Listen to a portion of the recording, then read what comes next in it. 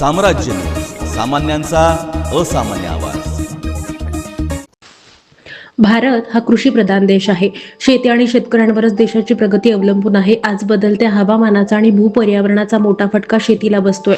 त्यामुळं शेती सुधारण्यासाठी आणि शाश्वत विकासासाठी बदलत्या हवामानासोबतच भूपर्यावरण शास्त्रात चांगलं संशोधन व्हावं, अशी अपेक्षा पुण्यश्लोक अहिल्यादेवी होळकर सोलापूर विद्यापीठाचे कुलगुरू प्राध्यापक प्रकाश महानवर यांनी केलं।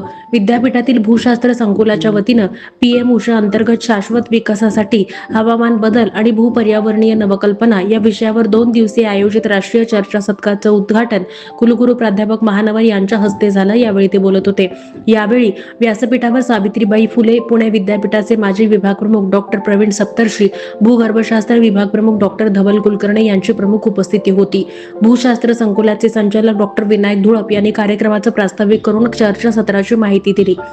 कुलगुरू प्राध्यापक महानवर म्हणाले, शेतकऱ्यांनी आपल्या शेतात वेगवेगळी पिकं घेणं गरजेचं आहे। मातीची गुणवत्ता आणि पोत सुधारतो। एकच पीक आपण सतत घेतल्यास जमीन नापीक होते।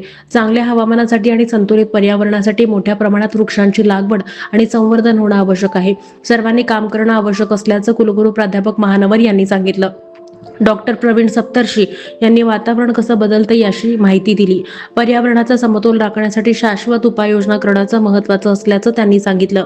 या चर्चासत्रासाठी जवळपास 100 जणांनी देशभरातून सहभाग घेतला होता। या कार्यक्रमाचं सूत्रसंचालन सुलभा बनसोडे तर आभार डॉक्टर प्रशांत उन्हाळे यांनी मानले।